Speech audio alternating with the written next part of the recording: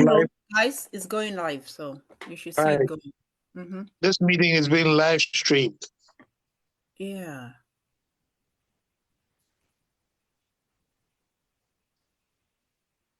Okay. We're on, right? I say, got it. You guys, is the lighting good on my part? Yeah. It's too good. My personal camera check and beauty check and everything. What will I do without you two? Okay. I think we're on. Who are the beneficiaries of the beauty check? That will be conversation for later on, Mr. Jeff. All right. So meeting is now streaming live. Mr. Baba, can you check? Actually, no, let me go to Facebook too, so I can make sure that I can also see, so I can see the questions also, you know? Let me see. He said go to Facebook and check it out.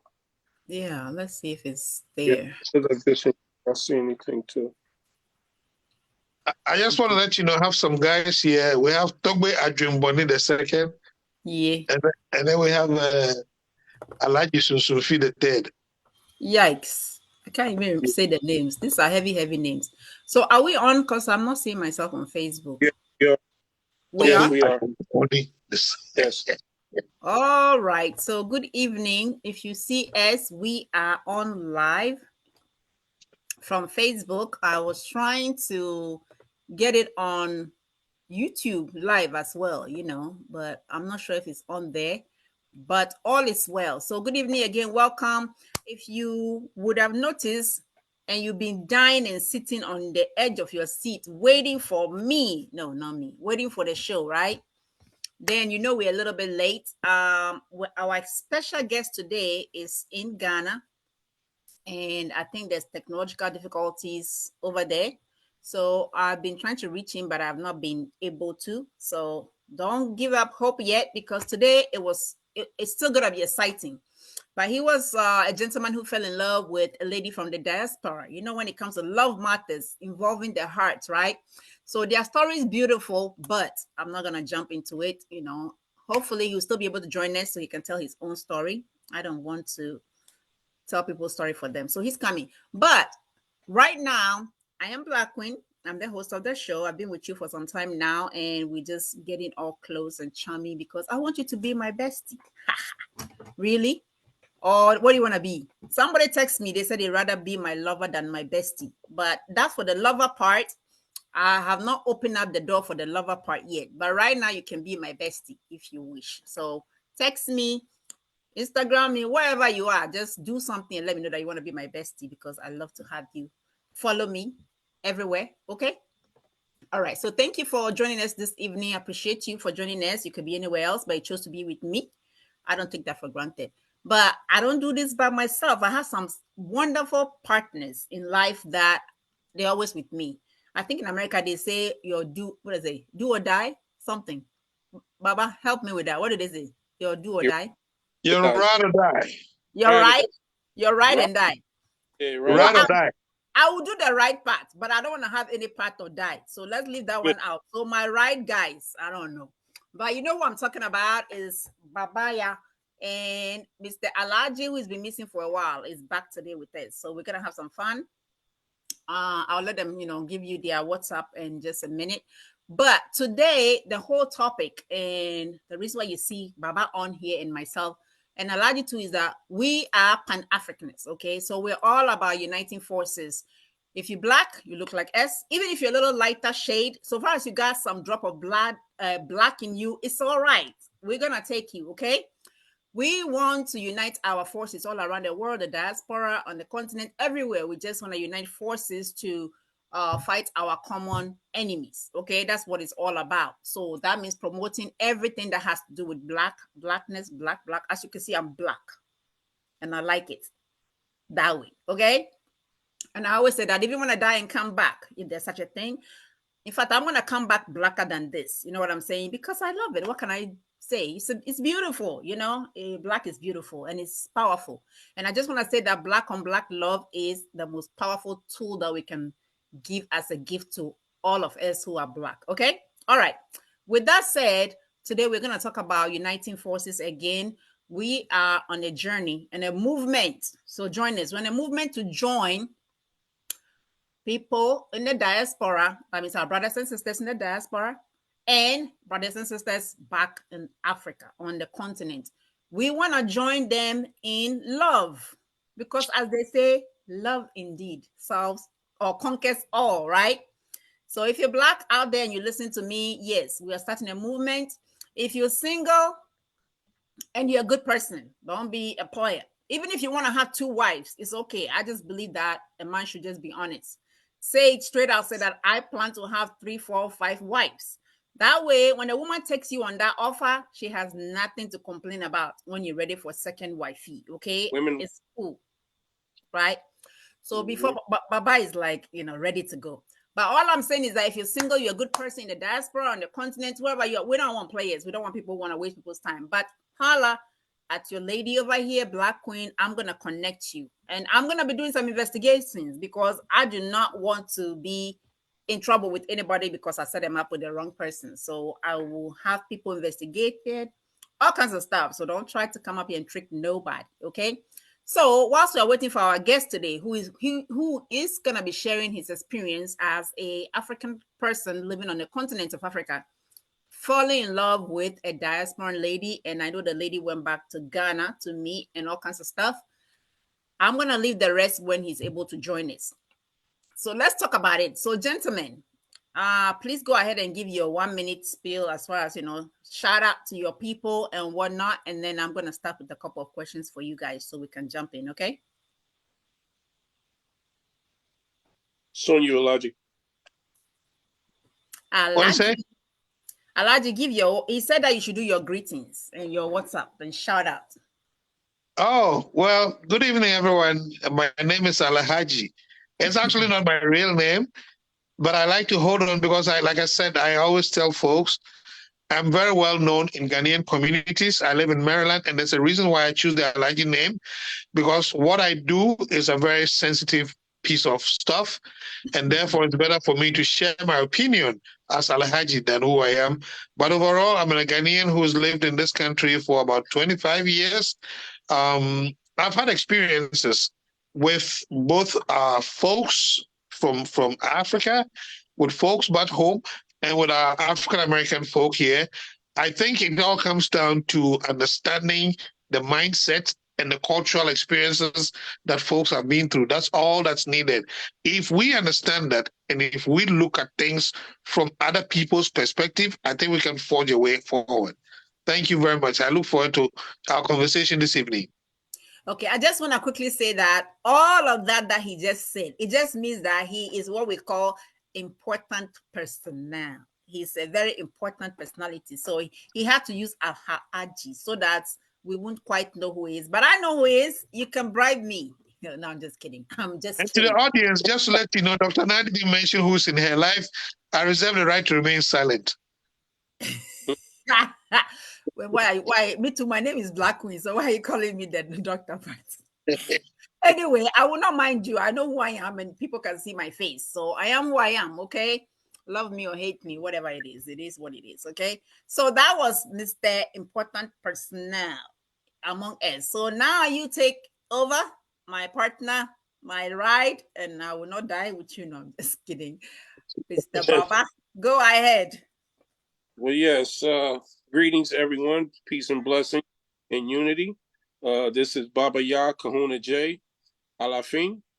You can go to my page on Facebook, which is Build Africa Worldwide, where I share a lot of information in regards to Africa, building and the connection between Black people around the world. My YouTube channel is coming soon, Build Africa Worldwide as well. And I'm blessed to be here, and good evening to everyone. Good evening, everybody. So, he didn't say all that, but he's a very important personality. See, I'm a very important personality myself. So I only hang out with special people who are important. Okay, well, I like to say this. Sometimes people get jealous, but you must always see yourself as an important person. Oh yeah. Because we are all unique in our own ways. We all have something to contribute. So don't ever let anybody make you feel like your point of view is not important. That is why we are here, and we are Pan-Africanists. In other words, we believe that we are important as human beings, right? In fact, we started civilization. So, but that's not what the show is about today. We're talking about love. Yes, I love talking about love. What can I say? Honestly, for me personally, the most beautiful thing that I've ever seen in my whole entire life is a true form of black on black love. Now, the question is out, what does that look like and what is it, right? So, for me, in my view, black on black love. I'm still thinking and dreaming about it. You know what I'm saying? But I just believe that it's a partnership in which there's a mutual respect for each other, allowing the man to be a leader, but not taking away from the woman's contribution in the relationship and in the family. Okay. In other words, I am a woman, and I do believe that. I mean, I haven't always felt like this because I grew up in a family with a lot of boys. One of 6 children, one of 7 children, and I am one girl. I guess 3 sisters and 4 brothers, right? But living together, it was 6. So it was 2 girls versus 4 boys. My sister was way older, so she was really not my playpen buddy or whatever.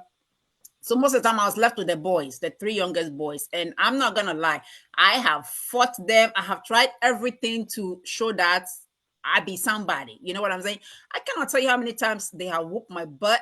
But as stubborn as I was, I always wanted to know why is it that boys could do certain things and get away with it and I couldn't. And my mom kept telling me, you are a girl. You need to stop playing the balls with the play ball games with the boys and go to the kitchen and help your sister. So I'm telling you too much about myself. But so that's something that's very visible, men versus women. And in an African society, most of the time, this is something that men have their roles and women have their roles. So it's something that we grow up with. It's very glaring. It's not hidden, right? If you are growing up with your brothers, they can get away with certain things that you can't get away with, okay? So I've been challenging that idea ever since I left home and traveled and all those things. But as I've gotten older, I did not say that I'm old, okay? Sometimes you have to just admit that there's certain wisdom that comes with growing up, okay? The more that I'm growing up, I'm not saying that as a woman, you should just let yourself be treated anyhow and laid there as a doormat to be kicked left and right. That's not what I'm talking about. But I've also come to realize that there is a place for the man in the home and there's also a place for the woman in the home, okay? Both roles are very important and one should not take away from the other.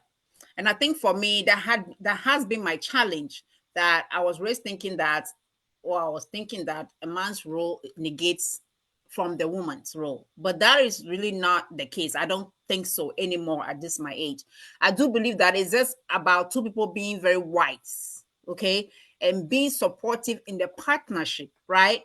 Strengthen each other where the other partner is short, right? And I think by doing that, it can grow into a very beautiful thing. So if you're out there, I do believe that the great form of black on black love is a beautiful thing. You should aspire as young girls. Don't just twerk. I twerk now, don't get me wrong, twerk, but don't twerk for the wrong person. Twerk for the right person, okay? Somebody will say twerk for Jesus. Okay, please don't let the church people come and get on. Don't let the church people come and get me, that I said twerk for Jesus. There's a way to twerk for Jesus. You can't be Okay, twerking. I'm gonna stop with that one, okay? But really, twerk for the right person. That's what I'm trying to say. As a woman, you can have your independence and still give the respect that is due to a man. Okay? You don't have to disrespect a man for you to feel like you're an independent young lady or a woman. Okay? And so I'm gonna stop there. But this topic we're going to talk about, I wish the guy is already on because he's had a very interesting experience. Okay? And it's not a unique experience. It's about us trying to unite as Black folks from the diaspora and also in the continent. Okay, it's nothing new that Black Americans and African immigrants have had some type of unnecessary beef, right? To use the street word. So with that, it's not uncommon to realize that when the two sets of people try to have a relationship, there's going to be some challenges, okay? And from what I know and what I've heard, because I've lived in America for 30 years. I'm not even 30, but I've lived in America for 30 years, okay? What I know is that when I have tried to like have a relationship with the African American, to be honest, I'm not even gonna lie. I never really took it, I didn't see that as something that I could do. I always thought that I have to go home to marry somebody from my culture because I felt that person will understand me better. Okay. That's what I thought. And I never really tried to seriously date an African American guy. I'm confessing. But there are many, many reasons why, and we'll get into it. But I'm going to start with the two of you guys, whoever wants to start first. What are some of the things that you have heard or seen when people from the diaspora try to have relationships, like serious relationship with people on the continent? What are some of the issues that come up? Okay. Whoever wants to jump at it, go ahead. Right off the bat, I would say, all right, so because I actually talk to women from the continent myself, and from my experience, sometimes it can be just simple as, even though we're both speaking English, it's communication and understanding certain what we would call the word Sorry, slang. hold on a second. I did something bad. What'd you do? Is there an echo? Guys, are you having an echo? No. I went to Facebook and now I'm hearing two different things. You got your volume on Facebook on I think so. You probably have them both on for the volume. Yeah, let me see what I can do. Oh, okay, I think I can fix it.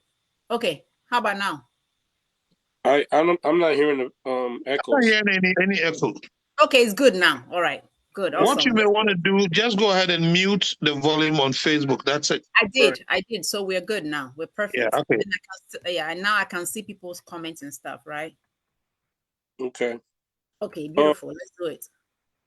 But yeah, no, as I was saying, something as simple as communication when it comes down to certain sayings, certain slangs, you know, for the simple fact that we're both speaking English, but we're speaking American English, and they're speaking British or French English. Like they're speaking English from England, kind of.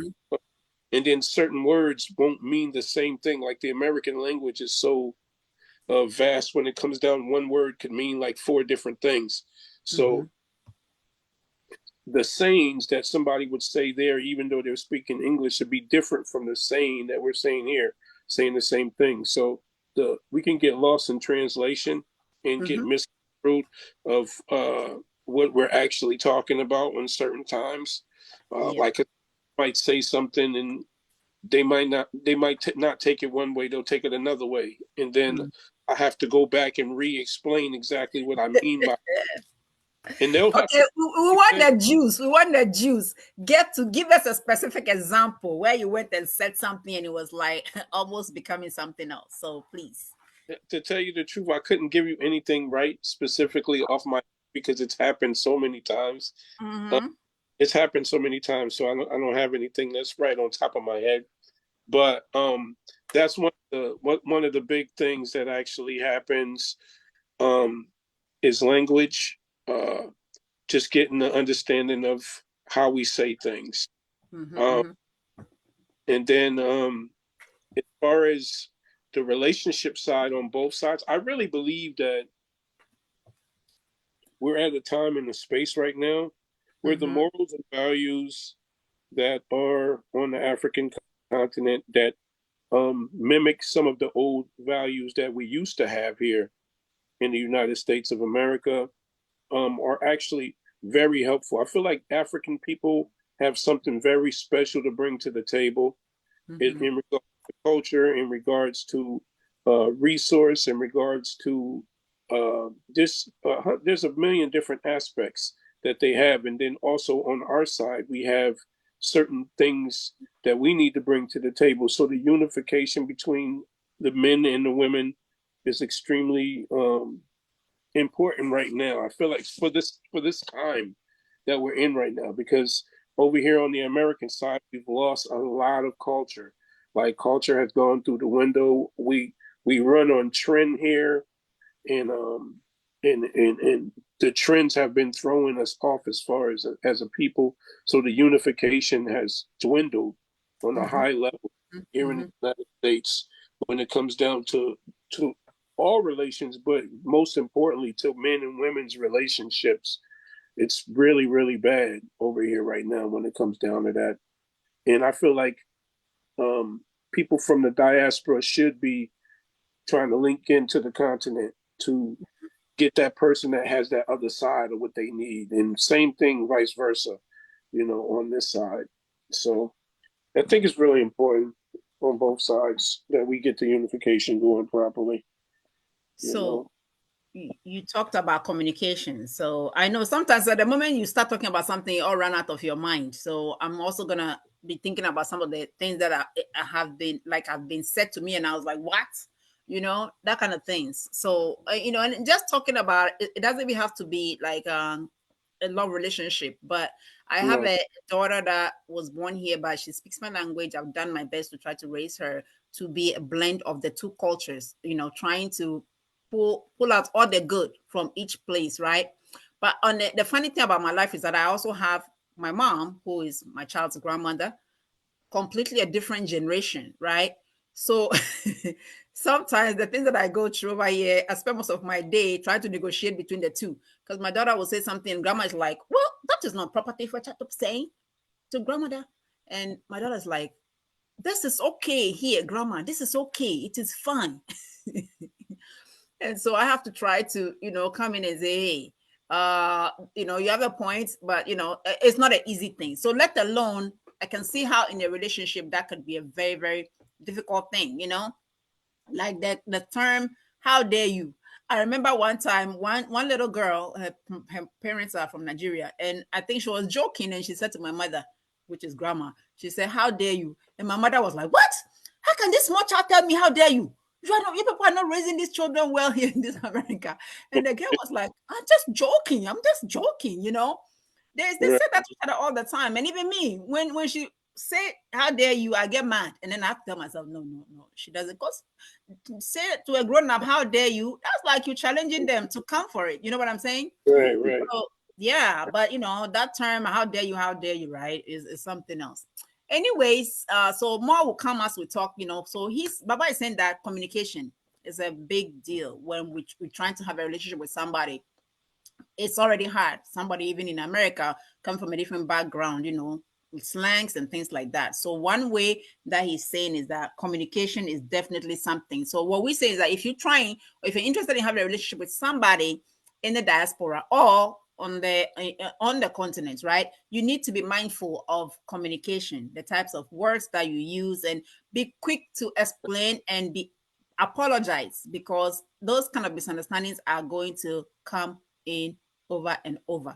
Like when we say America, they say a lot about what? Are you crazy?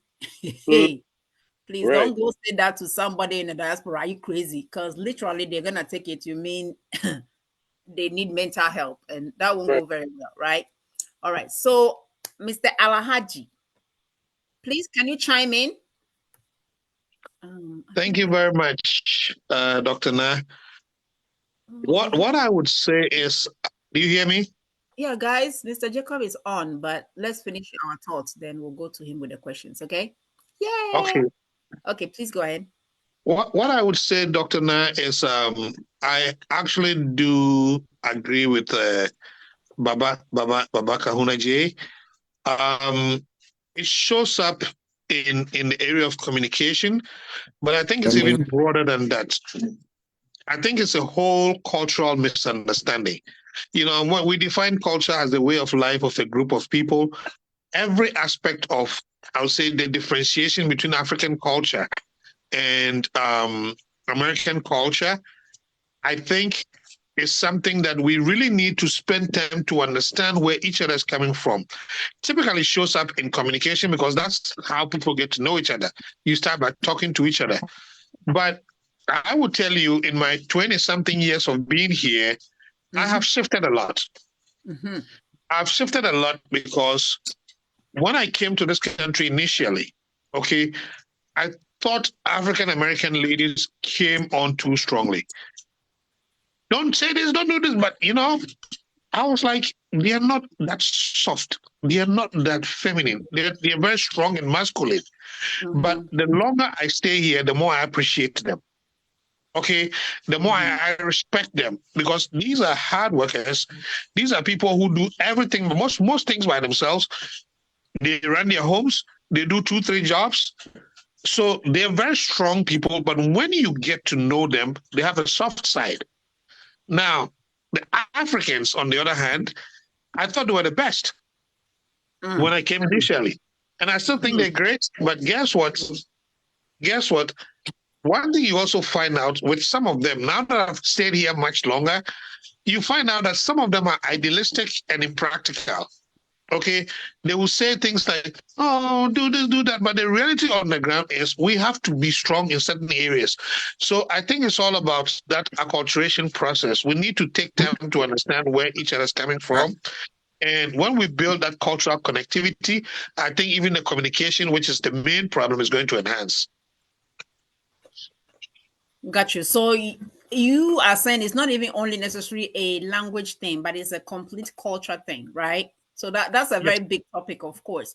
But I want to just kind of halt the conversation real quick because we do have our special guest. I think he just logged on. I don't see him on camera. Mr. Jacob, are you able to get on camera?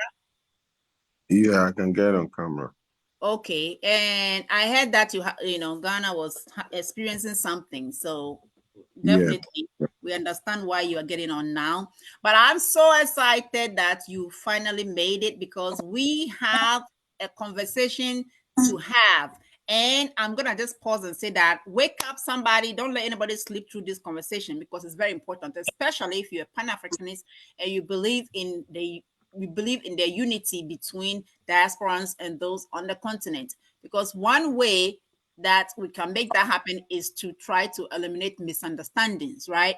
Because with misunderstandings, we cannot accomplish our common goal, which is to liberate, right, all Black peoples in the world. Okay, so Mr. Jacob is here today because he fell in love. I mean, men love beautiful women. What can we say? And I believe it's every man's dream to, settle down someday and marry. For some of them, maybe marry 10, 15 women if they could. But at least I believe that most men will want to fall in love and marry one lovely lady in their lifetime.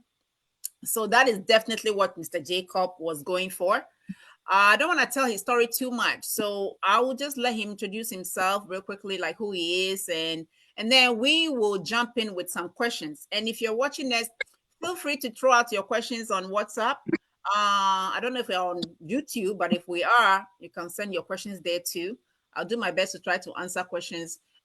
Get ready, they're ladies, right? This is a fine gentleman. So if you're single, and you are considering finding out what it is like to love an African man from the continent, then this may be your chance. So send your questions. And of course, feel free to be sending me some questions about him and what he's all about.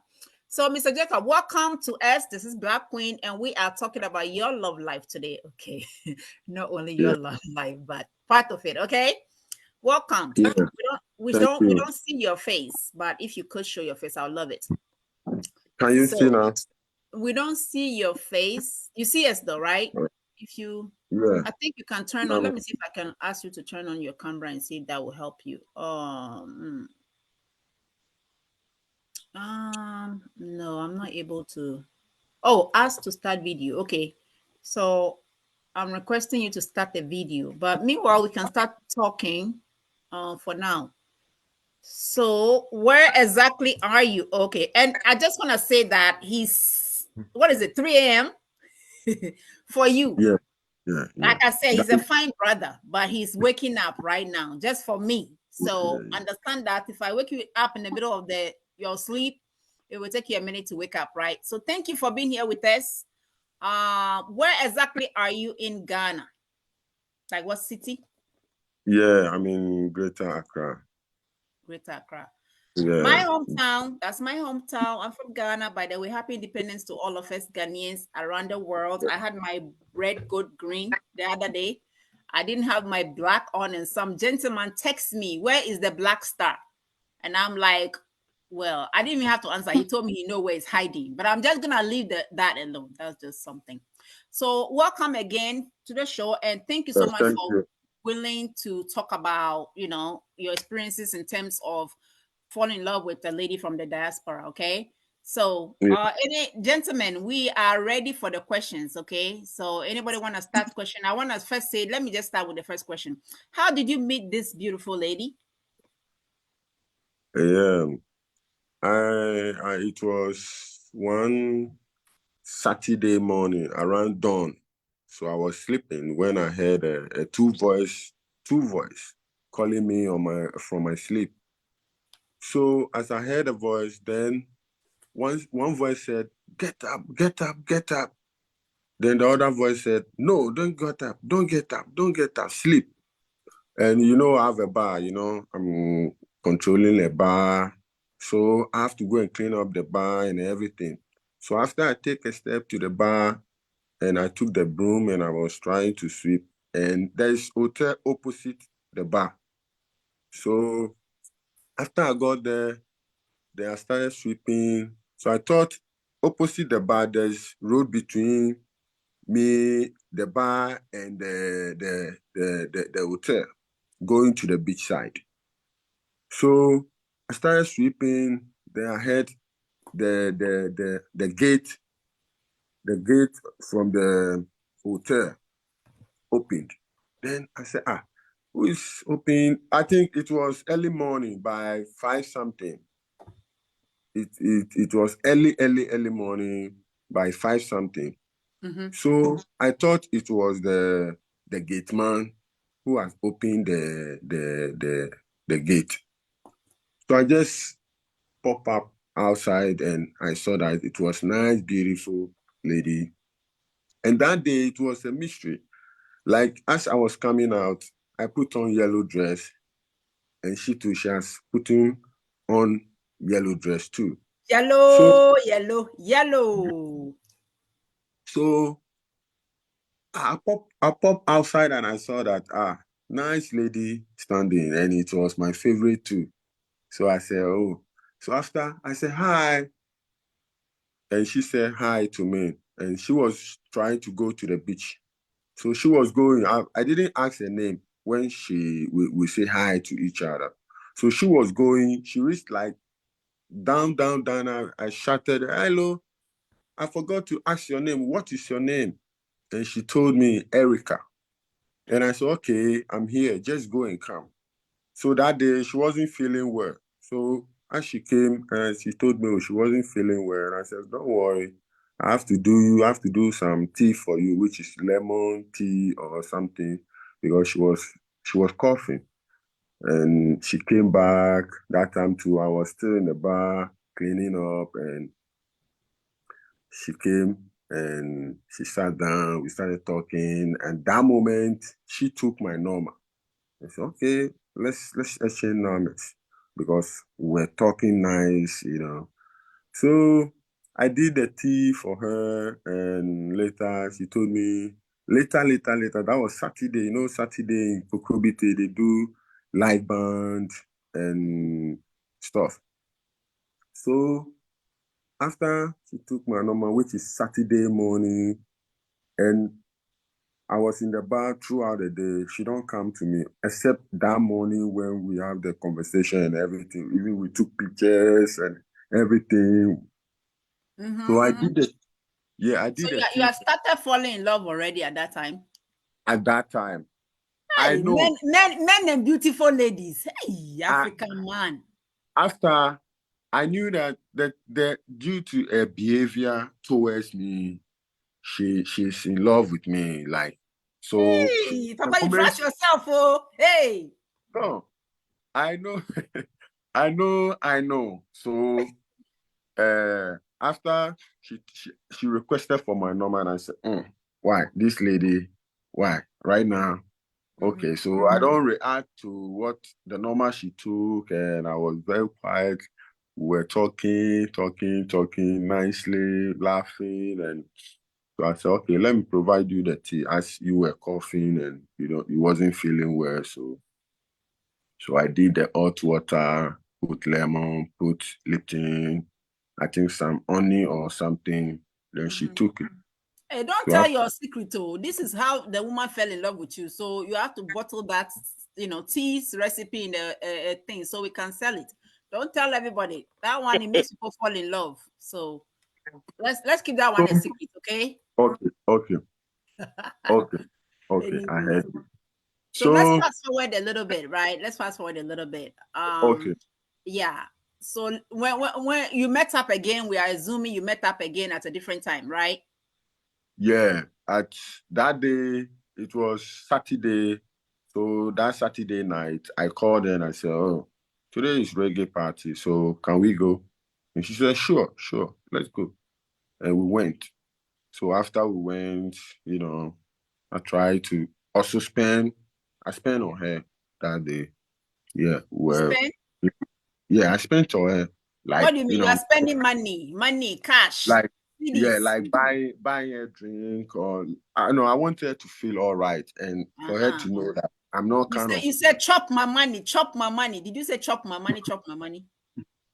Yeah, I want her to know that I'm not kind of guy that even if I come into a life, I'm coming to spend from her and no.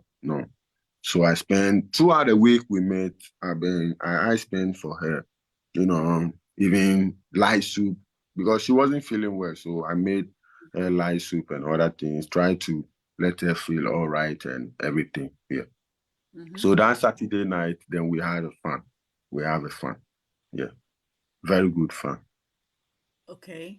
So let me just go back a little bit because some people might be confused. So he's living in Ghana. He's actually at a location called Kokrobite, a beautiful Ghana town. I've lived there before, actually done research over there, okay? It's a very beautiful place. But he's actually a bar owner. He owns a bar at the place where they play local music and also reggae. As you can see, he has his hair, dreaded, and he's like are you a Rasta man? Do you refer yourself as a Rasta? Are you a practicing Rasta? Yeah. I started doing over 10 years this, but just that I used to cut them when it comes. Okay. I see. Even today, you even have. Okay, I don't know if I'm seeing well, but I see color or something. But anyway, I won't go to the fashion. But I know the ladies are looking, so I'm looking and try to tell them that brother is fine. So just so you know, okay. So if you want some of that tea that he makes that makes people fall in love, you're gonna have to come through me, right? I can bottle up the tea and sell it to you to fall in love. Anybody will fall in love with you, right? Okay, let's not go there yet. But anyway, so the relationship, of course, they met, right? How long, I'm going to say this, how long did the relationship last? Because I'm assuming you are currently not together, right? Yeah, we met last 2 years, let's say last 2 years, November, and end last year, November, after we celebrated 1 year. So the relationship lasted for 1 year? Yes, just 1 year. Okay, so anybody has something to ask before I jump in with more questions? How serious did the relationship get? Like, did it lead to marriage, or how serious did it get? Yeah, we were trying to get married, and I don't know. It's very serious, very, very serious. Because she came in a year, in that year, she came like eight times in a year. Chai. Seriously. Yeah, Rastaman must have some skills, so chai. Ghana must have some skills. The woman kept coming. Hey. And also, for a woman to be traveling and visiting 6-8 times in a year, that means love. and also we have the business here too. She's into fashion. We sell the dresses, and so I've given her 2 of my shops for us to do. You were doing business together also. We also been doing business together, and I made her to brought the business here. So it did it start as a love relationship, and then you kind of combine your business ideas and things like that? Because when she come to Ghana to some time, she will buy the fabric and send it away, and which is also huge amount of money. So I told her, hey, let's have the shop, let's buy the fabric and keep it here, everything, and find workers to work for us, and so that when you are going, you can even send more than 500 dresses away or something. Yeah. So that is what we've been doing also for a year. So it's love and business together. Ideally, I would say, I don't know. We're going to talk about that because sometimes people say, doing business together as lovers is not a good idea. But we'll ask more about that later. So right now, just before you came on, we were talking about some of the challenges that may arise when you are in Africa and you are trying to have a serious relationship with somebody who is coming from the diaspora, right? Because I think your lady was from the US, correct? Yeah. It's just oil. What did you say? Baba, did you say something? Yeah, I'm on the podcast, but I got it muted right now. And I got my picture up. Okay. You have a question?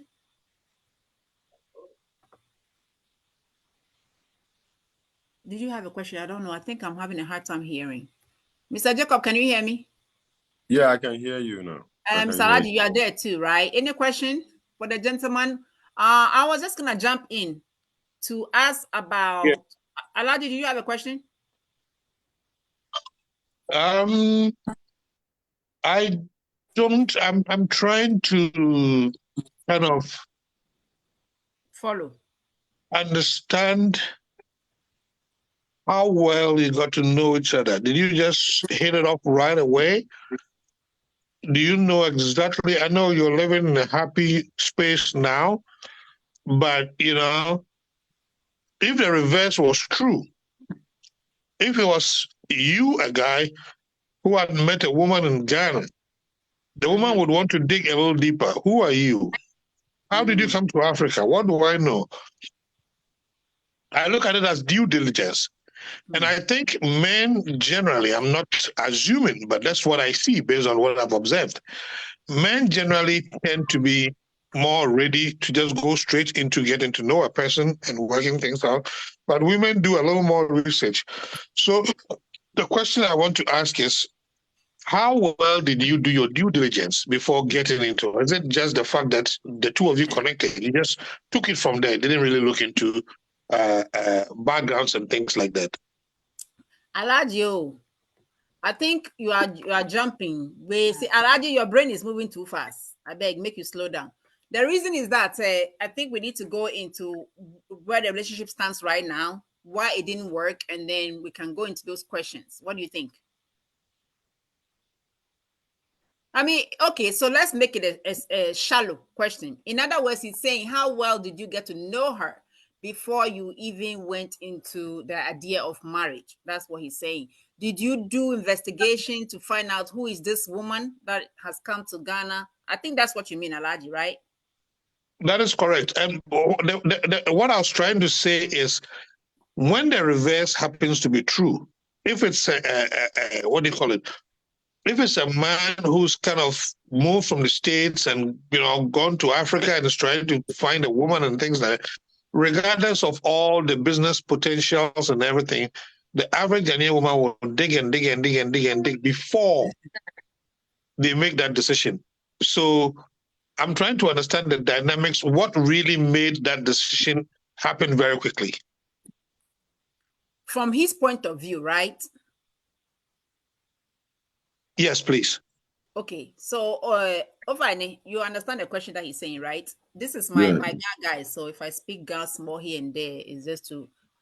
So you can take the question now, Mr. Jacob.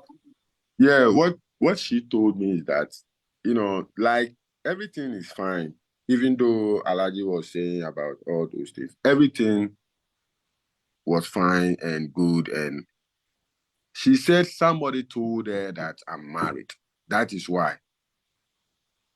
Why the relationship ended? Yes, somebody told her that I'm married. And she said from the beginning, I have lied to her. And I said, how can I lie to you? Because you've been coming to me. We were staying together in the same room, do everything together. And sometimes you come without telling me that you are coming. You come surprisingly and be in the house. And when you come to, you won't see anybody with me. So who told you? And you always telling me that you can see that people are jealous because I'm with you. You and I are together. Okay. So I think we have kind of already jumped the gun. We have gotten into the meat of it, right? So basically the relationship ended, right? Right now you're not together after 1 year. Yeah. You said you were considering marriage. Did you actually do the marriage rights or no? Yeah, we were about to. Then a man changed. I don't know, because she said she been seeing things, like people were telling her things about me, and yeah. So according to you, and I actually said I'm actually waiting for this beautiful lady because she's somewhere. So I know if she's watching this show, please come and tell your side of the story, because I love to always have both sides. They said there's always more than one side to a story, right? So we would love to hear your point of view. This is like a learning thing for all of us. If you're out there, the question is that what really led to you breaking up the relationship? We want to know, right? What were your real reason? But according to Mr. Jacob, the woman had issues believing that he was not a married man because somebody told her that he was a married man, right? So I can say that the relationship ended, probably we can say lack of trust, right? Because she wasn't trusting what you were telling her, right? And I mean, long distance relationship is hard, honestly. It's not something that you can do easily if you are somewhere else and the other person is somewhere else, right? So I'm just gonna come back a little bit. What he was saying is that I think I don't want to put the question. I don't know. I don't know. I don't want to take. What am I trying to say?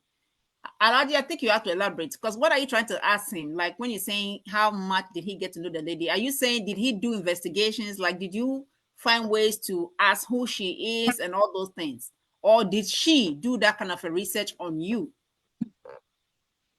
I guess she's not What here. I'll tell you, what I'll tell you, Dr. Na, for those of us who have lived here, there are certain things that we know that the average person in Africa also doesn't know. True. I talk to women here, okay? I talk to both Africans and our ladies in the diaspora. Let me tell you something. Some of them are just looking for babies without fathers. That is the reality. Some of them will say, I have my money, I have everything, I just want a sperm donor. People go to Kenya and sleep with men and get pregnant. They won't tell the guy. They come back to America. All they have to do is report, I can't see the father.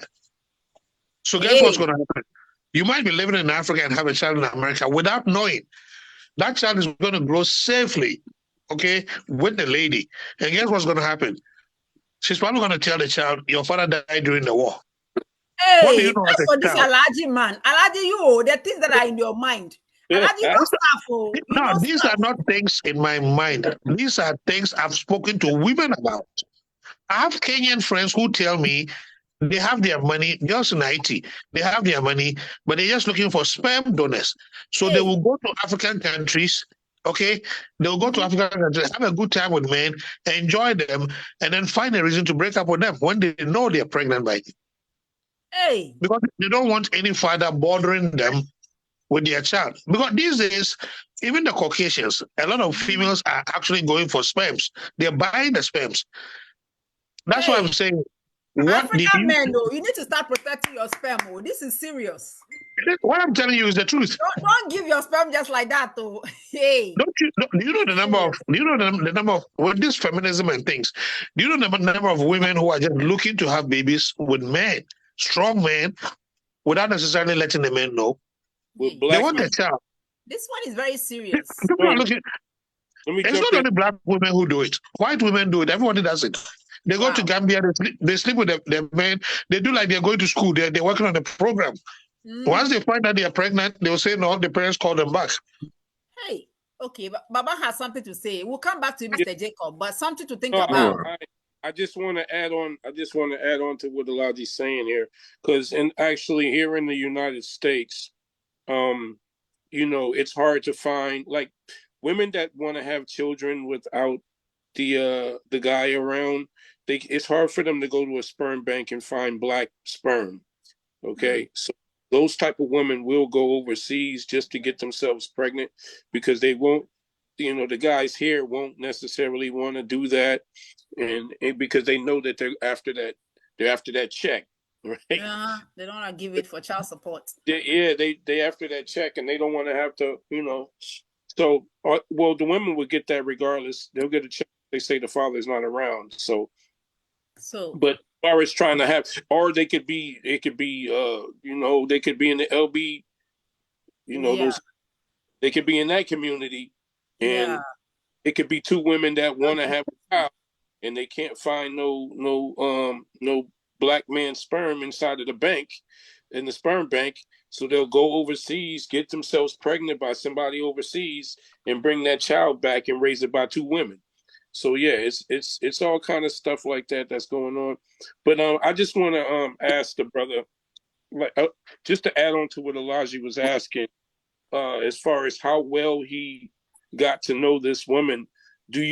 What was her intent? What did she say her intention was for coming to Africa in the first place? That's what I would like to know. What was her in the first place? Was it business? The first time I'll see that I saw her at the Kukrobite. She came. She was in Ghana because of business for the first time, and that was the first time we met. Mm-hmm. But after then, when we got to know each other, then she told me that, like, she is not ready for marriage, but once we are trying to know each other, we'll see what God will do. And yeah, Let she me ask. told me. Let me Yeah. ask. You said something about helping her with business?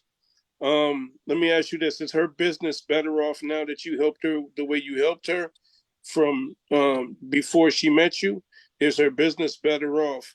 Because that could have also been a catapult to why she decided to get into relations as well, and then spin off and say that she doesn't want to get married. So that's why I'm asking: is she doing better?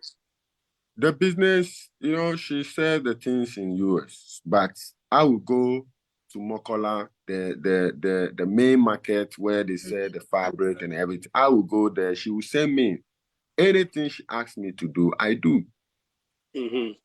Yeah. And just imagine I have stopped my business, which is the bar business, and we are using that place as a sewing place, and the other store is being kept with fabric and other stuff.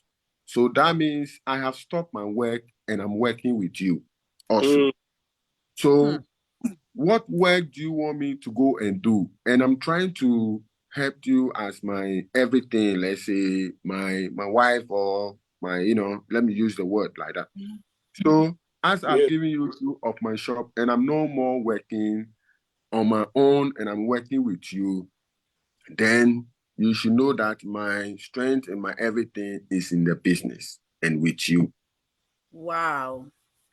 Yeah, see that opens the door to a whole bunch of Do you know something, brother? You know something? I just realized something. A lot of times, people from the diaspora, they will talk about like the people on the continent wanting to use them, but in this case, from where Alaji went with the conversation, I'm beginning to see a different side of all of this, right?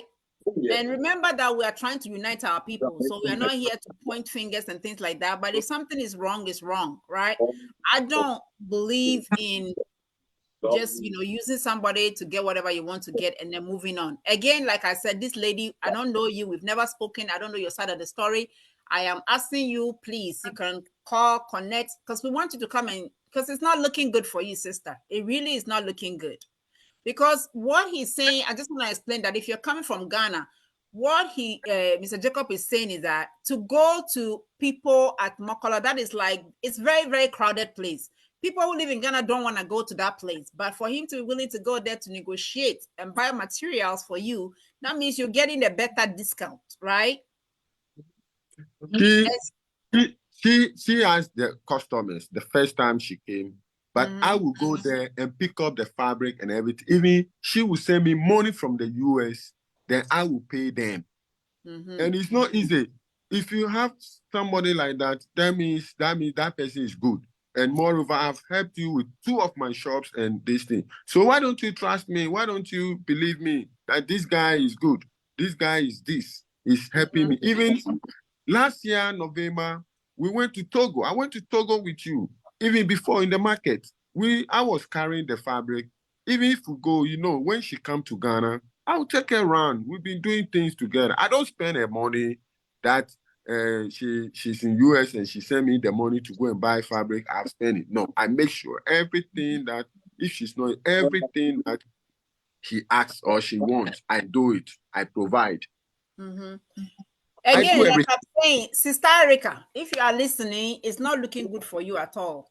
Because I don't know what he did, but I would love to hear your side of the story. Because what I'm seeing is that at this point, it looks like you just kind of took advantage of my gun man over here. The reason is that that is how I see things, that she just want to use me, and she has used me. And right now, me, I have nothing to say, but that is how I've seen things, that she really want to use me. Because if somebody told you that I'm married, why don't you call the name of the person for me? Because we've been together for a year now, and you have been here for about 8 times. It sounded yeah, Baba is coming in, and then Alaji will come to you real quick. So Baba, go ahead, please. No, it sounded like a quick excuse to be able to move forward after getting the benefits of having him run errands and do certain things while she's in America. So I don't know. I don't know. Like you said, it doesn't sound too good right now that we're bringing out certain aspects of the relationship. Again, we don't know this lady. We haven't heard her side of the story and anything. But at the same time, when you go talk about, oh, somebody might be married, you heard this, you heard that.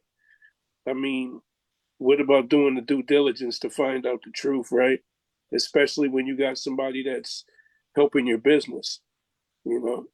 Maybe she met somebody else that can continue to help her. But listen, I don't want to talk bad about Black women in America. I really don't want to do that. But I will say, bad people everywhere in the continent. Females can utilize their bodies to gain influence, to be able to make manipulation happen for growth and development. They use it. I mean, it happens all the time in the workplace. So it's and it happens all the time in business. So there's a chance of that kind of thing. Why does she have to? The question is, when she was there in Africa, what was holding her up from her business growing? Obviously, the things that he accommodated. And right? I'm just beginning to wonder. So I mean, who says she didn't have a boyfriend in the US too? Exactly. Erica, I don't know you. I'm not saying that you did, but I'm just saying it's not looking good. So you need to speak up for yourself if you're out there. No, I mean, if she's here, I want her to be here. Then I will tell her my mind that yes, she did not do well, and she will never find a man like me. Even she said that. She said that. I'm sure. She Listen, said when that an African man is good, an African man is good. I'm talking about an African man who would cut his arm off for a woman. I mean, yeah, we know that there are some bad African men out there, but I'm telling you, when an African man is in love with a woman, he wouldn't mind cutting off his arm to make sure that the woman is okay. So all these sacrifices that he made, thinking that you guys are together as a unit, we are beginning to, as we say in home, something is not smelling very good at all. It's not smelling very good. So I just want to say this, though, we are learning. Since we are learning, anybody in your shoe. So if you're an African man and you are on a continent and a lady has met you, please, so you also need to open your eyes. Nigerian people will say, shine your eyes, right? It's great to love and be loved, but you have to also go into it realizing that people around us, everybody around the world can be bad, right? Under the right circumstances, right? Money make people do bad things. Because the way you are, if you know what you've invested into her business, I mean, from my point of view and seeing what you went through, that's big help that you have given her to get her to the point where she can just turn around and have any excuse.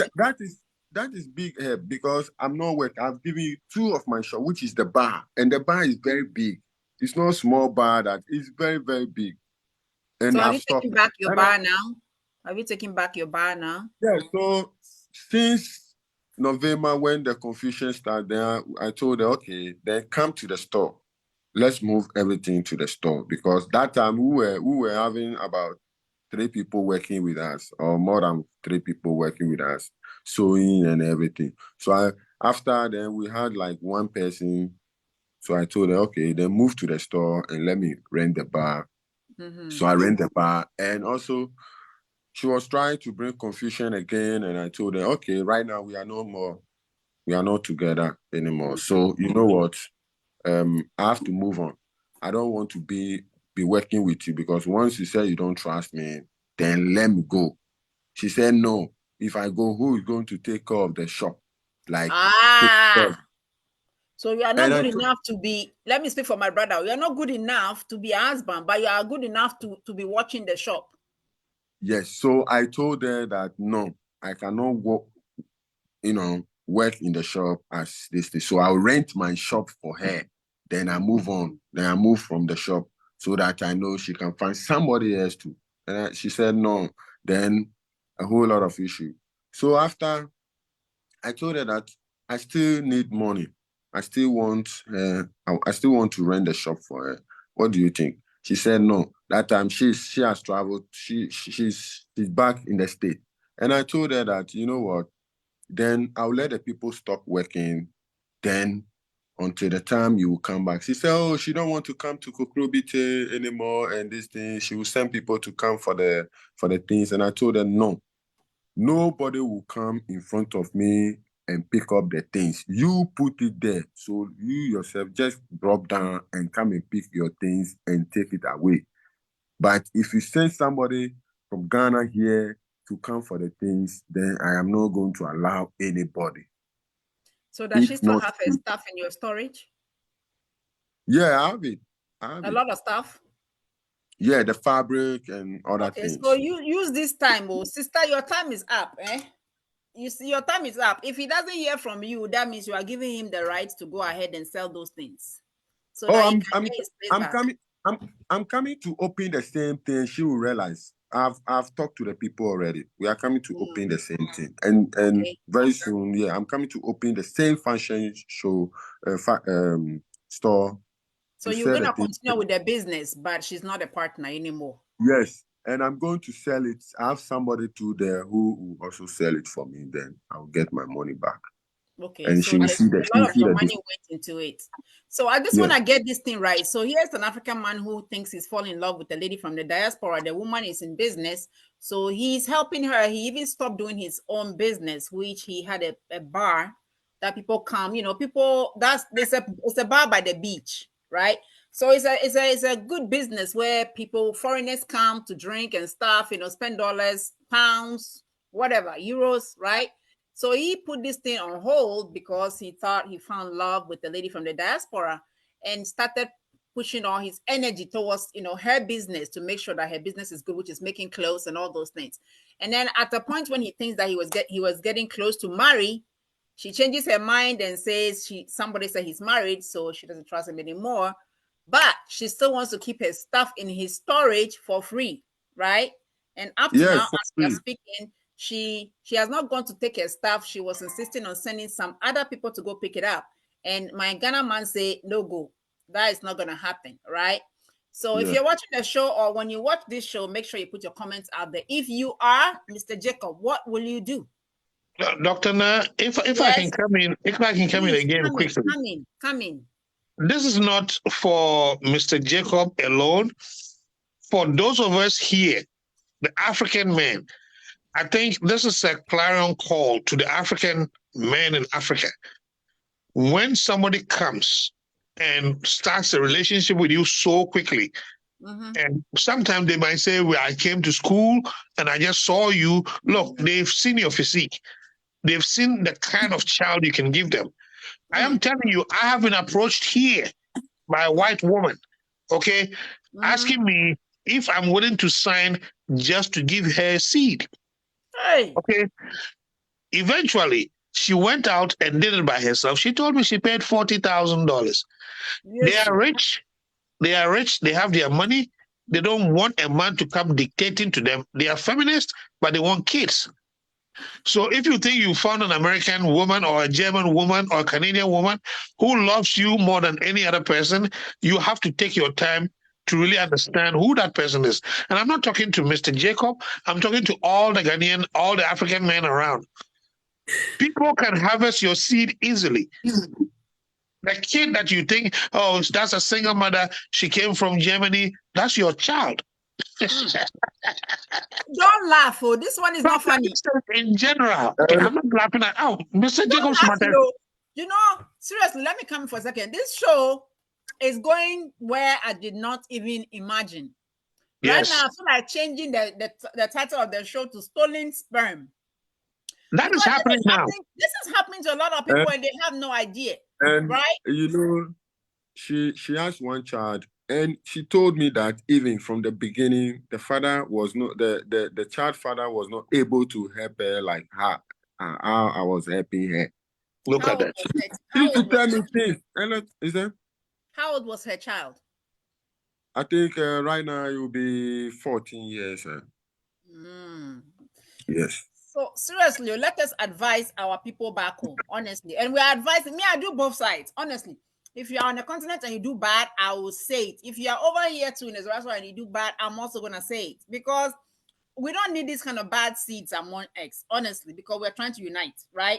So don't go in with any bad intention of using somebody either way. It's not good, right? If you want sperm, just say, hey, I want to get your sperm. If they say yes, fine. If they say no, maybe even offer to pay some thousands of dollars or something like that. However you have to pay in the US. I believe in being forthcoming. Just say what you need. There's always somebody who is willing to work with you. Trust me, no matter how terrible your idea is. I truly believe that. But don't use innocent people, making them think okay, they're in love and then you are doing something together. Meanwhile, you have your own idea, right? And I do not agree with feminists about that. If you say you're a feminist and you don't want to have the male control over you or whatever it is, then you might want to forfeit your being a mother. And if you really want to be a feminist, then maybe you should offer and pay them straight out so you can get the sperm and go have your kid. The other question is that we won't go there today, but is it even good for the child, right? But let's stop over here and talk about Mr. Jacob's situation. I got to step in real quick when you said. Come in. All right, listen, this is what I would say, fellas. Well, we're dealing with a couple different issues here. All right, for one, we started talking about this sperm thing. What I would say to the fellas, I don't care if you're from the diaspora, I don't care if you're from the African continent. Listen, your lineage is extremely important. Don't even let them buy it. All right, your lineage is extremely important, and we don't put enough value as men, because we give women all of this credit for bringing children into the world, but without these are our seeds. You know what I'm saying? The Bible says, I don't want to get too biblical on you, but the Bible says you are the seed of your father. So your lineage is extremely important, and I would say make sure that you're harnessing that and holding that dear. Now, when it comes down to the other side of things, when it comes down to men on the continent, I would say be very careful of these feminist women that want to just come in and utilize you to build their businesses up and get what it is that they're after in this life, when they really don't hold enough regard to who you are as a man and exactly what it is that you are trying to accomplish when even allowing a woman into your life. Because I will say, us men a lot of times take these relationships more serious than these women do on a lot of levels. They say that women may love, but it's more so the idea of love. Us men, we're ready for the tough things that have to go along with it. So just be careful with who you deal with and who you allow to come around and who you're willing to do things for. Let her show and prove that it's you that she's really after before you start taking over that. See, it's easy for African men to jump right into that, because you know right off that you are there to help the woman, to make sure you take care of this and take care of that for the woman. But yeah, that's the reason why us men in here in America, we don't, we know that that's why they're hard. Yeah, you can't just allow a woman to come right in and jump right into being that provider, that protector, making sure she's good, building her dreams, this type of stuff. She has to work for that, because if you just give that to her, these women will take the most important thing of your life and manipulate it just for their feminist way, and it's a sad thing. It really is. I'm really surprised the direction of the show. I never envisioned it, because I just wanted him to tell his experience and talk about the reasons why it didn't work out, at least from his point of view, right? But so many things have come up that I mean, we're gonna have to dig into this some time to come. Reason being is that we're talking about the idea of stolen sperm, right? Without the man's knowledge. That is something else. And you know, we might have to talk about protecting the African man on the continent, because the truth of the matter is that the way we are raised in the culture is that usually when an African man said "I love you," and they don't do the play thing that people do in America, or I don't know, the diaspora, you know, people don't say "I love you" and "I want to marry you" just for the sake of play. So when an African man said that he wants to marry you, he's serious. And now when he puts all of his energy and everything into it, and then you just drop him like that, I think that's devastating. And I wouldn't. I have 4 brothers, and I wouldn't want some woman to do that to any of my brothers, right? Or any other innocent African man. So we are advising. This show is about learning experiences, right? If this was a American man and goes there to do this to an African woman, we're gonna say that wrong is wrong. So if it's a diasporan woman who went there and did this to an African man, wrong is still wrong. Again, you're not here, Miss Erica, so you can come and say your own opinion, what exactly happened. But as we are seeing it now, I think we are feeling a little iffy about the whole thing. Whether you think, you have taken advantage of the man. She can't come because she knows what she has done. It wasn't good. She knows. She knows that. She might surprise us and come and speak for herself. I know what I'm saying. She can't come and talk because she knows what she has done, because she knows that I've done nothing to hurt her.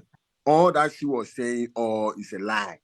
I know. She just want to use her mind on me. And I feel like now I've realized that she want to use me and get what you want, because she told me that, oh, okay, if you don't release the thing to the people, my things to the people, I've got what I want, I can, and so that means, oh, okay, you just want to use me and get what you want. She actually did say that. Yes. She actually did say that. Okay. Yes, so if you want to use me to get what you want, your things here to have kept them. I'm not going to give it to anybody. And I told her that I'm not giving it to her because of what she has said. I'm coming to open a fashion show, fashion store and everything. Yeah. I mean, if you're watching the show, what will you do? If you were Mr. Jacob, what will you do? Will you enjoy the things that were left? Dr. Na, I want to come in just for a minute. Go ahead. I really want to say amen to what Baba Kahuna said. What he said is very true. And, this is a call, even to us, the men in America. Okay, for those of us who have been reached out to, let me tell you this thing. I don't have any bad thing. Feminists have their reason to be feminists. They have their reason. They say they make money. They don't need a man. They don't need all that. It's okay. If you want to go buy the sperm, go invest that 30,000, 40,000, work for it and know that you bought your own thing. But to say, I'm going to go look at a fine brother, he's tall, he's this, I'm going to get his seed and I'm going to walk away. I'm not talking about Mr. Jacob's case. I don't know. Maybe that was purely business. Maybe the lady came for the business side of the things. But I want to really remind, I want to call on African guys, pay attention. When they come, they act all sweet. Oh, you're nice. Let's do this. Let's do that. And they are enjoying you every day. Note that they might have an agenda. 3 times a day, 10 times a day, then African man will be saying, hey, these women, they cannot get she loves me. The American man cannot please her. The American man cannot please her. They can please her. They say. No, they said the Ghana man cannot please. Oh, that's what she was saying to him. Okay. So that's what the men in our part of the world, that's what they say. American men are not strong. They don't really treat the women that well. The women come to this country, we do them the best. Then they go and they come back. They go and they come back. No, they're looking for something from you. When they have a child, okay, and they can't find they say they can't find the father, tax money is going to pay for that child. So they don't need you. They don't want to be able to take care of you when you are 80 years.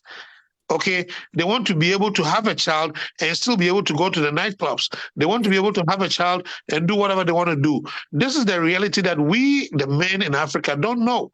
And we, the African men in America, also.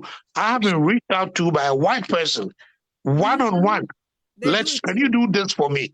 That's when I found out this to be true. I have Kenyan friends who have gone to Kenya and tried to have a child with a Kenyan, but they're going to come back. They won't let you know they're pregnant. If she doesn't tell you she's pregnant, you're not going to know. She'll find a reason to break up with you. And you don't treat me that well. I don't feel good. I'm going back. No, your son is going. Your daughter is going. You won't see your son.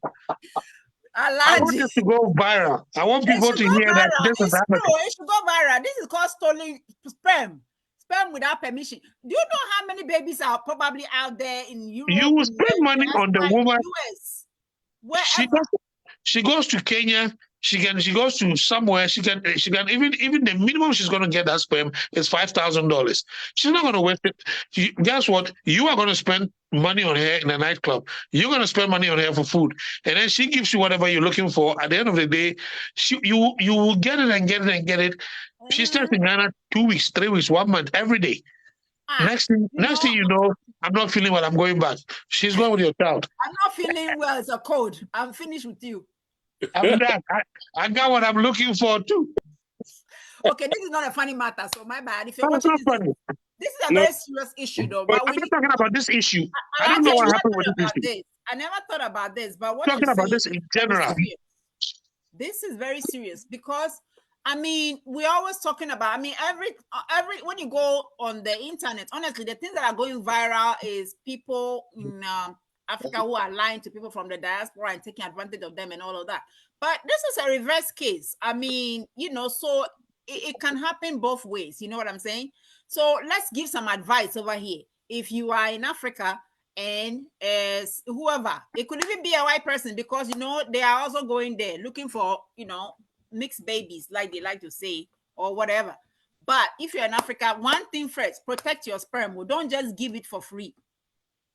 If they want to pay, that's a different story. You can make your decision to pay. Baba said, don't even let them pay for it. He said, no. Say no to giving sperm. Okay, fine. Now, secondly, this is what we're going to protect yourself. Protect your energy, your business ideas. If somebody comes and fall in love with you, please, you need to do what we usually do back home.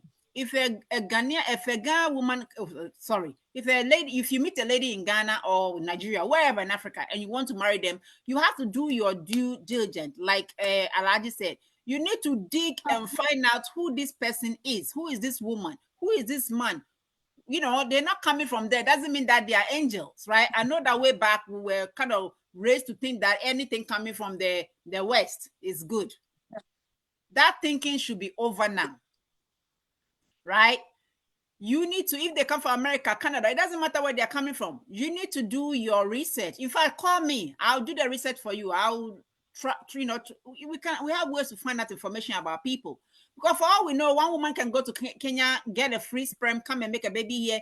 And then what you guys don't know in Africa is that when a woman has a baby and says that the father is dead or the father can't be found or whatever, the government is compelled to try to help them take care of that baby. So they get what they want, a child, free sperm. They enjoyed it too, whilst they enjoy your body too. And then they go on with their life. Or if they use you in the sense of a business, they're going to get every help that they want to get from you. And then they go with their business doing well, and then you are left. And I mean, I feel bad for you, Mr. Jacob, because I know what it means for an African man to love a woman. And I have sacrificed, and I do love her. I really love her, but she doesn't know that maybe I love her or something. I do. I really love her so much. Well, right now what we are saying, I don't think she's coming back, but maybe, maybe she'll surprise you. Okay, but because of what she has made me to, I don't think she and I will be together. I don't want. Yeah, because I don't want it. Please, I'm all about love. I mean, I love falling in love. I love being in love. I want to stay in love and be married forever and all those things. I'm not there, but but honestly, loving somebody doesn't mean that you have to suffer or you have to sacrifice so much if the end is not gonna be a good thing. I'm almost to the point where I want people to start filling out contracts for marriage. I'm not even kidding. If you want to love me, let's sign a contract. If you stop loving me, you are gonna pay me. I don't know. But that's what I'm thinking. You have to do. I mean, it bothers me that people can take advantage of other people when it comes to love, right? Because we all fall in love sometime. It's everybody plays a fool, but sometimes the price for being a fool is just too much for my liking, right? So let us go back though. I think we've been talking for a while. Baba and Alaji, let's try to come to some conclusions over here. If you are watching the show and you are Mr. Jacob, what will you do? Do you agree with what he's doing, that he's going to keep the things that have been left there and continue with the business?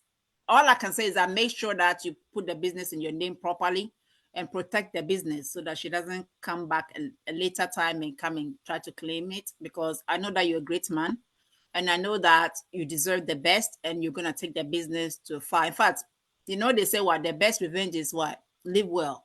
So give a great competition, get bigger than her business is.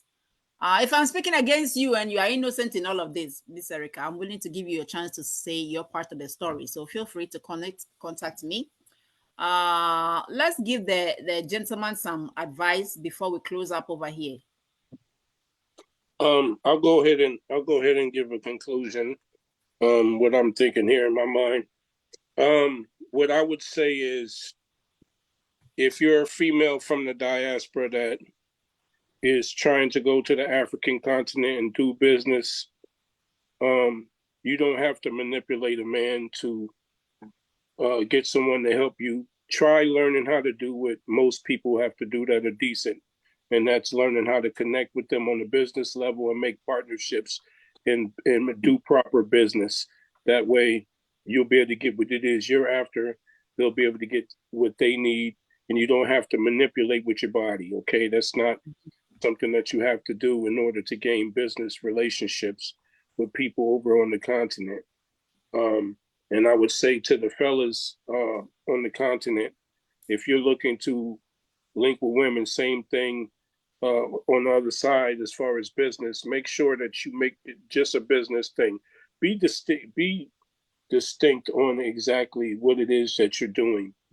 Don't allow emotions to blur the mindset. Greed. Don't allow greed. Yeah, the greed and the greed as well. The greed. We're trying to, like we said, we're trying to unify the both continents. So all of that manipulation needs to go out the window. We already have a problem when it comes down to people building on the continent with people on the continent. We have a problem with people in the U.S. building with other people in the U.S. We already have that issue. We don't need to do that same thing across seas at the same time. It's like, let's move forward in a positive light and make actual relationships meaningful, so that we don't steer the relationship further than where it needs to be when it comes down to African Americans and people on the continent. And as far as we're talking about these seed things, fellas, protect your seed, protect your lineage. Make sure you're choosing the right women to procreate with, or have fun with, to lay down with. Or if that's the case, know what it is. Know what it is. That's the main thing. So don't let your emotions sway you so far where you're not seeing what's going on. You don't need to be blindsided by ideals that are not true. So other than that, I would just say let's keep moving forward. We're trying to build the business and emotional relationships from the diaspora to the continent. And much peace and blessings to everybody that does try to make it happen, that's honest with it. That's the best thing I got for you. Thank you. That is well said. So, Alhaji, let's come to you, and then Mr. Jacob, we will come to you for your final word, okay? Yeah. Yeah, thank you very much, Dr. Na. Thank you very much, everybody. Thank you very much for sharing your story, Mr. Jacob. Thank you. The things that I've talked about don't relate to you alone. When I mention some of these things, it's more like I want to let my people know back home that this is what we are seeing. Okay. And I don't mean that every woman has bad intentions. There are good women who genuinely want to get married. There are good women who genuinely want to have children with Africans. Some people genuinely, but you see, one thing we have to look at, one of the things that I learned the hard way, having moved to America, is Americans will always trust you, but they will verify why they have to trust you. Okay. That is one thing that those of us on the African continent, we haven't mastered that skill. An American will look at your resume, but they'll call it 5 of your references. They'll look, they want to call an auntie, an uncle, somebody you work with. They want to know, they want people, trusted people, to put their name on the line to prove that you are who you are. So if a person is living in Africa and a man or woman comes and says, this is who I am, this is what I want to establish with you, we all have friends here. We all have relatives. Which state are you? Okay, I have an auntie there. Let my auntie meet you. Let my auntie get to know who you are. Let my auntie get to know your story.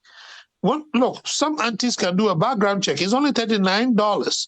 They can run a background check. You may be talking to, I mean, not you, but a person you may be talking to, maybe a person who just probably came from jail. A person who may not have any good opportunities here in the US anymore, a person who may not have any good opportunities anywhere else in the world, they may want to come to Africa, and because they dress nice, they smell nice. Oh, he came from Yankee, she came from Canada, she did from here, he came from here, he came from here. Then we fall in love with them. Then we give our energy to them. Next thing you know, you are falling in scope with a grand design. The plan is date him, date her, be with him until he or she get what they're looking for. Then they find a reason to say, I don't think this is working. I don't think I'm getting that child out of you.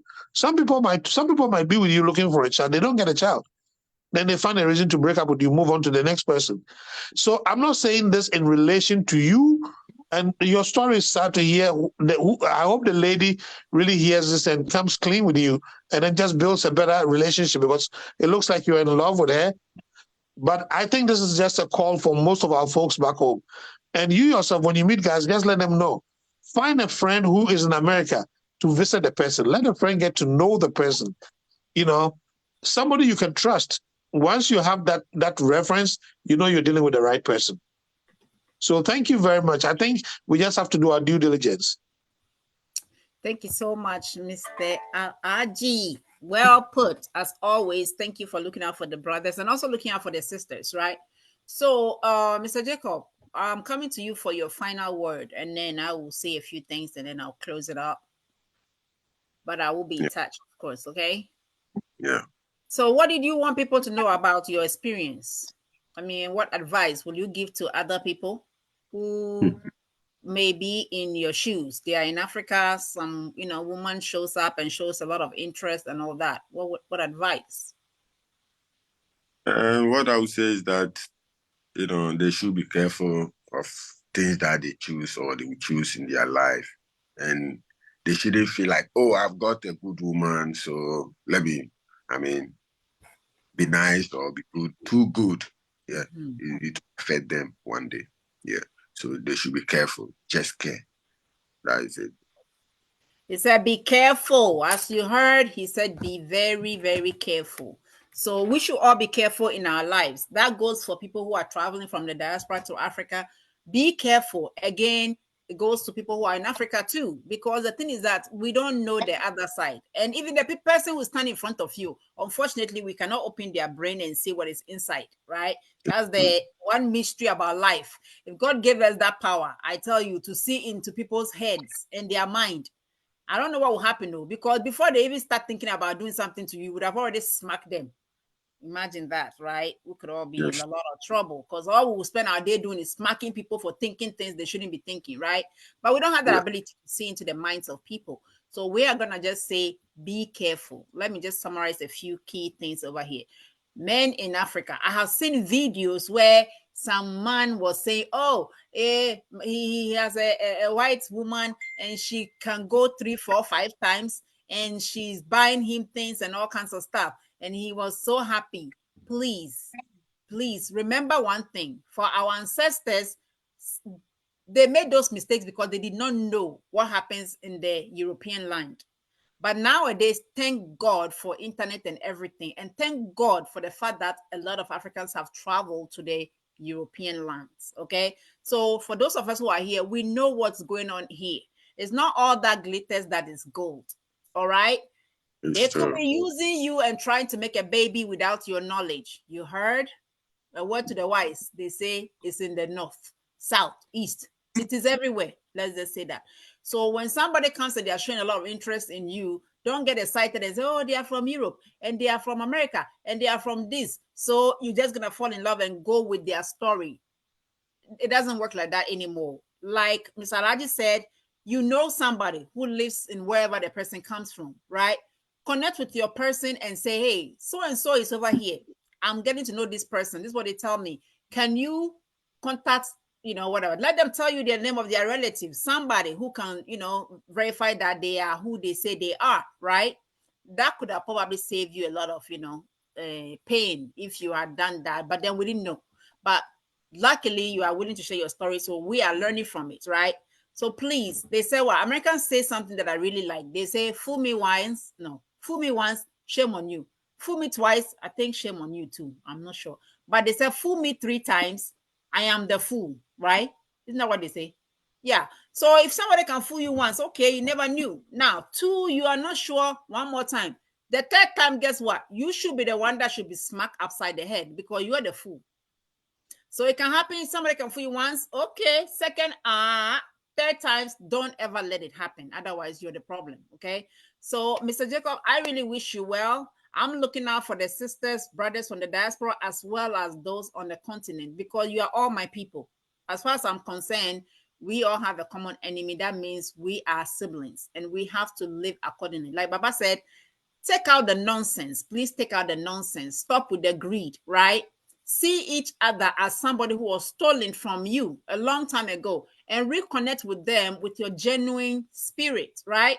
The ancestors are watching you. They are watching. Trust me, they are watching. Some people that come back to Africa, they are coming there because their ancestor is telling them, go, go. At the same time, don't let that devil standing on your shoulder to say, oh, okay, hey, I've seen my people, man. These people are too trusting, right? Don't take advantage of people who are kind. It's just not right. So I love you guys. I know we've said a lot. I hope you took notes. And Mr. Jacob, this is not the last time I'm going to see you because we're going to come to you again and again. I know the ladies are going to be calling me, texting me, because everybody wants a good man who is willing to put his life on hold to help them. But please don't do that again. Besides, next time I'm doing the research, right? And anybody who comes to mess with you, guess what? They're going to have to mess with me. And just so you know, my name is Nakoko, 2nd girl of my lineage. You don't mess with people who are Kokoko, just so you know. So, Sister Erica, the door is still open. I'm not going to fight you yet until I hear your side of the story. Call me, holla, do something. I want to talk to you to see what you got to say about all this that we have learned about you. Truthfully, it's not smelling good. It's not looking good. It's not looking nice. All right? Bye, everybody. Good night. And so much love as always. I love you guys so much. Mwah. Yeah. Bye, everybody. Good night. Saturday. Good night. Thank you, Mr. Have a night. So much. Yeah. Bye, y'all. Love you. Bye. Bye.